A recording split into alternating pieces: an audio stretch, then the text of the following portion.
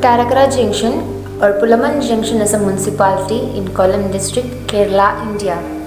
Being the most reputed area, Kottarakara faces heavy traffic congestion, and in order to overcome these issues, as our final year project, we did conduct certain studies and finally ended up with a proposal for a flyover along the MC road, such that the vehicles could cross by without even entering the junction. The proposed methodology is to adopt the RCC design, whereby we have managed to design the superstructural elements manually. Further structural detailing using AutoCAD were also done. An attempt were made to analyze and design a span of 20 meters using the StatPro. Regardless of the limitations, we have managed to take off the concrete design and the reinforcement details. By the introduction of flyover at Kottarakara, traffic congestion could be considerably reduced and also will facilitate the connection between various road systems. Since the structure is of greater span, conventionally adopted practice of pre-stressed concrete design is to be adopted, and similarly, the design of substructural elements should be done, which sets the major scope for future work. Thus, we conclude our project work. Thank you. Hi all. Today I am introducing you to a new concept of elevated bus terminal. This project was done as part of a BTech final year project of TKM Institute of Technology, Civil Engineering Department. This terminal is specifically designed for Kollam bus station. So I will guide you through this building.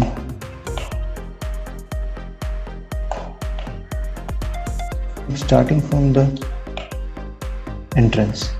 So this is the road, that is National Highway 66 from passing through Kollam via Alappuzha to Kanyakumari, and this is the link road towards the Asramam Maidan. And from this point there is an entry and exit place. The entry is through an elevated ramp towards the first floor of the building.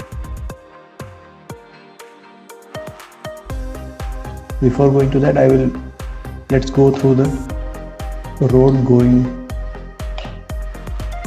down, and from this junction at the right side there is a passage into the building. This acts as a parking ground for private vehicles, and in the left side these are some of the commercial spaces provided in the building, and in the front side and in the right side these are the KSRTC and other KSRTC related offices. And the road to the left side is a under construction flyover to Tevalli, and towards the Asrama Maidan the road passes inside the building, where pick-up and drop-off points are provided on both sides of the road. In the left side, here it is a tourist information center, and in this side is a Kerala Water Transport Authority ticket counter information center and a boat jetty for parking, with parking space for 3 boats. And the right side of the building, these are the same commercial spaces which we saw from inside of the building, and a disabled friendly ramp is provided. Staircase and lift services are also provided here. Now let's go to the first floor of the building through the ramp. This ramp is designed only for the passage of vehicles. And on the first floor, parking bus bays are provided. 17 bus bays are provided in the configuration of 6, 6 and 5 bays. And here passenger waiting room, toilets, reservation counters and staff room are also provided on this floor. First area is provided for open restaurant and open space is provided with a view towards the lake. Exit of the building is through this ramp which goes to the present KSRTC garage, and through the garage exit it will merge with the National Highway.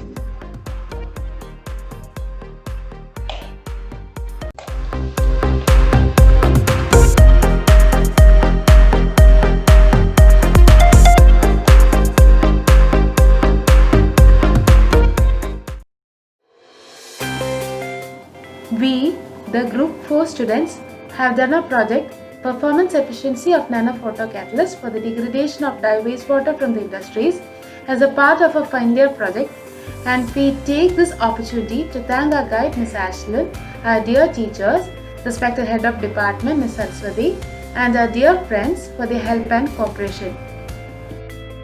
Our project mainly deals with the study of removal efficiency of photocatalyst titanium dioxide and the degradation of methyl orange dye, which is a dye present mainly in the wastewater discharge from the textile industries through the process of photocatalysis. Here, titanium dioxide is stimulated under 3 light conditions, that is sunlight, visible light and UV light.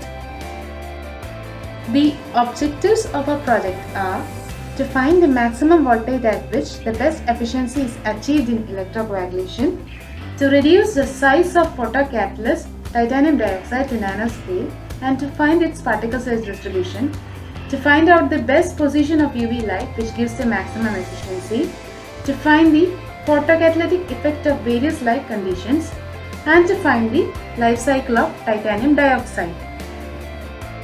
Moving on to the methodology. The first step was to find out the best efficiency voltage in electrocoagulation.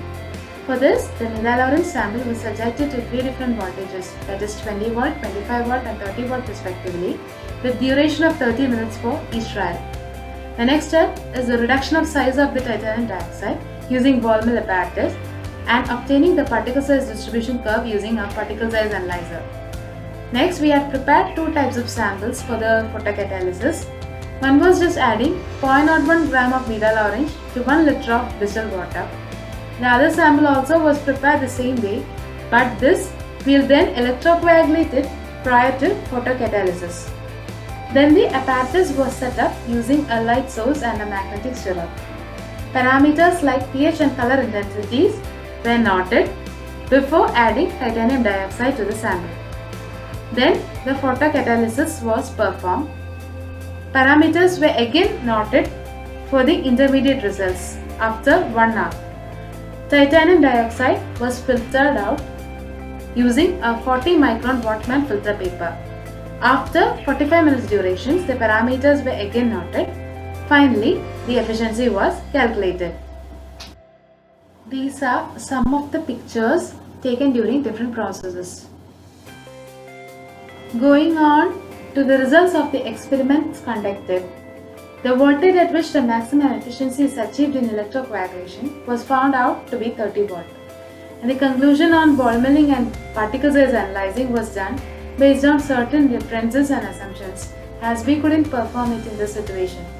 It is said that the approximate time and speed of ball mill of 8 hours and 400 rpm gives efficiency up to 50 to 60%. Out of 1 gram titanium dioxide added, only a small fraction of it was retained in 40 micron Wattman filter paper. So we can assume that the sample of titanium dioxide used contains particles with size that ranges from 40 to 49 microns and also with sizes less than 40 microns. Then the results of the trials conducted with sunlight and the visible light are given below. From this, we can conclude that the electrocoagulated sample under visible light gives the best removal efficiency. Observations of UV light were made based on certain references, and we expect that more degradation efficiency can be achieved using photocatalysis aided with electrocoagulation under UV irradiation than obtained from sunlight and visible light. Last, a reference was made in the reuse of titanium dioxide. For the quantity retained was 0.015 grams of PA. That doped titanium dioxide can be reused for 10 consecutive cycles. So, we expect the same for plain titanium powder also. Finally, we conclude that removal of dye with the aid of photocatalysis will be the most effective method in wastewater treatment. An implementation of electrocoagulation along with photocatalysis increase the removal efficiency of dye. This method can be implemented in areas where there is water scarcity. Talking about the scope for future work, a maximum efficiency of 100% can be achieved if a metal or non-metal doped titanium dioxide is used. Incorporation of conventional methods other than electrocoagulation with photocatalysis may increase the rate of degradation. Thank you.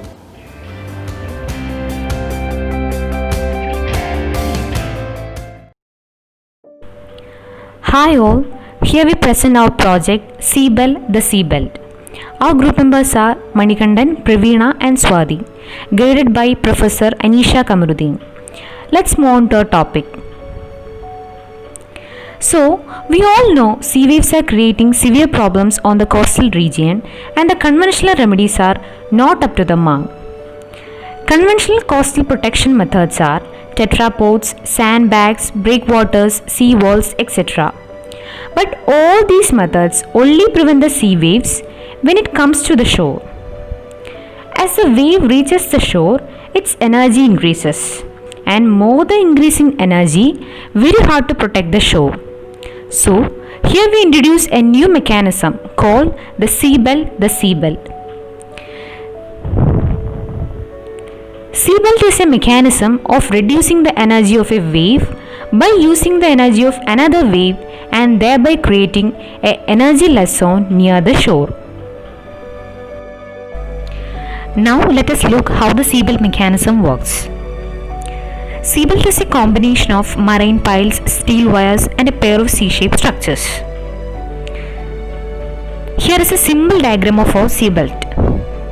Here on the left side it's a side view and the right side it's a top view. Initially a pair of piles are installed. Here we can see a two pair of rails in which one pair is placed horizontally on the water and the other pair is placed vertically which is submerged in water.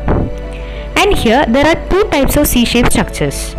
One which is lightweight, concave in shape, floats on the surface of water, and the other a heavier, convex shaped structure which is submerged in water. These two structures are connected by steel wires or cables.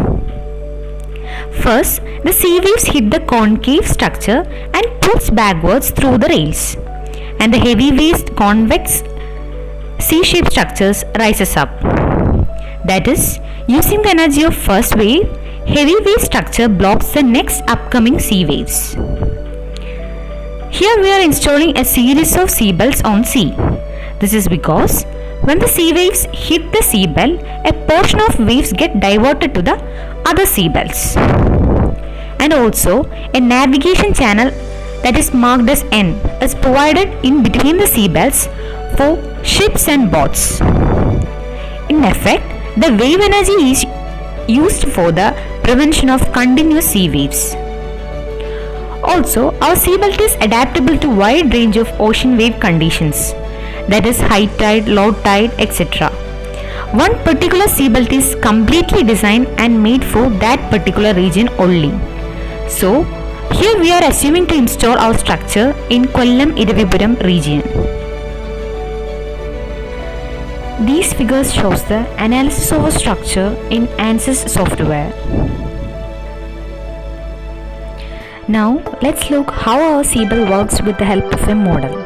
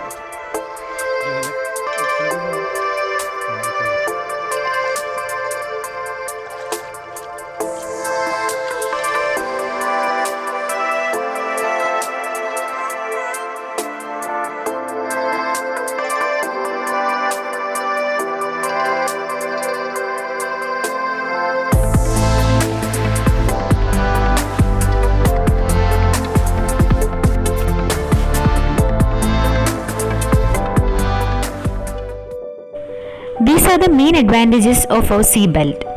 It is safe and creates a stable and calm atmosphere near the shore. It maintains a natural ecosystem by protecting the valuable lives of people and marine organisms living in the coastal region. It can be used for electricity generation, and as it is installed away from the seashore, it doesn't affect the beachside construction. Also, it prevents wave energy before it reaches the shore, and it can be adaptable to any sort of wave variations. We, the students of Group 6, has conducted project on self-compacting concrete using scissor fiber. We know the need of sustainable materials is increasing all over the world. Innovative technique for making concrete more durable has significant importance. Self-compacting concrete. It is a highly flowable concrete which spreads into the form without any need of mechanical vibration. Usage of self-compacting concrete has been increasing from past few years. For complex building and difficulty construction, self-compacting concrete is widely used. Introduction of fiber reinforced self-compacting concrete was an advancement in concrete industry. Fiber addition in self-compacting concrete improves workability and also enhances the properties of hardened concrete. For our work, natural fiber called scissor fibers were used. Scissor fibers are fibers extracted from scissor plant. These are mainly used in rope industry, paper industries, glass industries, etc. Objectives. The main objectives of our project: to design a workable SSCC satisfying the acceptance criteria, to arrive at a mixed proportion of SSCC to be used from the trial study considering workability and compressive strength, to prepare test specimens using SSCC with and without scissor fiber, to study the mechanical properties of fresh and hardened concrete and compare the result for SSCC with and without scissor. Methodology. First step: collection of materials. Materials required for our project: ordinary Portland cement, coarse aggregate, fine aggregate, ground granulated blast furnace slag, Ceraplast 300, master metric, scissor fiber. Next step: testing of materials. Engineering properties of the collected materials were determined. Then mixed design were calculated. For mixed design, ACI method were adopted. From the mixed design obtained, 4 trial mixes were made by varying the amount of materials. From those 4 trial mixes, tests on SSCC were conducted. Tests on SSCC include slump test, J-ring test, E-funnel test, U-box and L-box test. From the test result, trial mix satisfying the acceptance criteria were selected and taken for further work. Next step: quantity estimation. After that, specimens were prepared. Cubes, cylinders and beams were casted, then poured for 28 days and then test on hardened concrete were done. Picture showing the tests conducted on our project. Result and discussion. Compressive strength test. From the table and graph, we can understand that compressive strength doesn't increase at 7th day addition of fiber. But in 28 days, compressive strength increased and maximum value was obtained at 1.5% addition of fiber. Comparing with and without scissor fiber, compressive strength was increased to 9%. Split tensile strength. From the table and graph, we can understand that split tensile strength doesn't increase at 7th day addition of fiber. But in 28 days, split tensile strength was increased and maximum value was obtained at 1.5% addition. Comparing with and without fiber, split tensile strength was increased to 16%. flexural strength test. From the table and graph, we can understand that flexural strength doesn't increase at 7th day addition of fiber, but at 28 days, flexural strength was increased and maximum was obtained at 1.5% addition. Comparing with and without fiber, flexural strength was increased to 7%. Conclusion. Introduction of scissor fiber into SCC matrix is found to enhance the properties of hardened concrete. As the fiber content increases, this gain becomes more noticeable. Introduction of scissor fiber into SCC matrix is found to enhance only at 28 days compressive, split tensile and flexural strength. Optimum dosage of scissor fiber was at 1.5% addition with an increase of 9% compressive strength, 16% split tensile and 7% for flexural strength compared to that of SCC without fiber. Effect of additional fiber in split tensile strength is found to be more predominant than flexural strength. Use of scissor fiber in self-compacting concrete is found to be useful in increasing the overall strength of concrete. Scope of the further study. To study the behavior of SCC with scissor fiber, impair loading test can be done. Pull load resistance of scissor fiber in concrete matrix can be done. Pressure permeability test to study the durability of scissor fiber SCC can be conducted. Thank you.